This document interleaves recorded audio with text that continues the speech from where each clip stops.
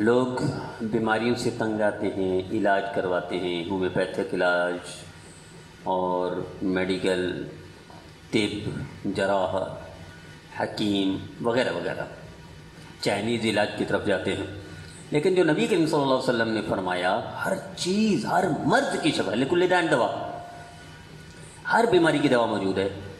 ایک آسان عمل ہے، ہر مرض سے اللہ شفا عطا فرماتے ہیں۔ کوئی کر کے تو دیکھے، تجربہ کر کے دیکھیے، کوئی بھی بیماری ہو آپ 41 دن کریں اس کو تو اللہ اس میں شفا عطا فرمائیں گے۔ یہ مجرب عمل ہے کیا؟ اس میں سب سے پہلے فاتحہ پڑھنی ہے 3 دفعہ، پھر آیت الکرسی پڑھنی ہے 3 دفعہ، پھر آخری پارے میں آخری 4 کل 3 دفعہ پڑھنے ہیں۔ پھر اس کے بعد کچھ دعائیں ہیں جیسے لا الہ الا انت سبحانک انی کنت من الظالمین 3 دفعہ، اور اسی طرح حسبنا اللہ ونعم الوکیل 3 دفعہ، الیس اللہ بکاف عبدا 3 دفعہ، نبئ عبادی انی انا الغفور الرحیم 3 دفعہ۔ یہ چاروں دعائیں 3 دفعہ، اور چاروں کل 3 دفعہ، اور فاتحہ اور آیت الکرسی 3 دفعہ۔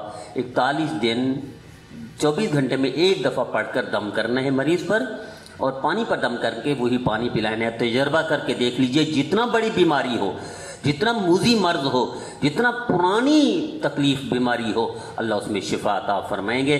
یہ ساری صورتیں شفا کی ہیں، آیت شفا کی الگ ہیں، یہ صورتیں خود شفا ہیں، اور آیت فاتحہ تو ہے ہی، اس کا نام شفا بھی ہے، اور یہ دعائیں یہ بھی شفا ہیں، قرآنی دعائیں ہیں۔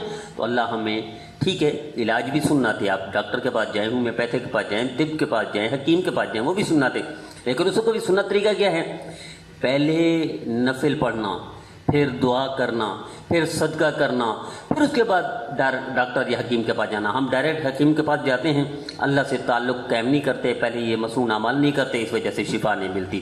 آئیے آج کے بعد اس کو جتنا پرانا مرض ہو یہ عمل کیجئے، اللہ یقیناً شفا عطا فرمائے گا۔ تجربہ کر کے دیکھ لیجئے، جتنے لوگوں کو بتایا ہے ہر ایک کو شفا ملی، کوئی ایک نے بھی جواب نہیں دیا یا محروم نہیں رہا۔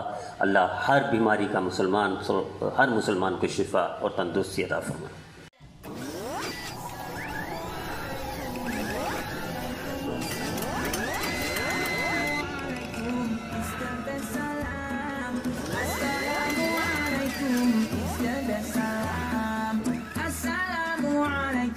Peace be unto you.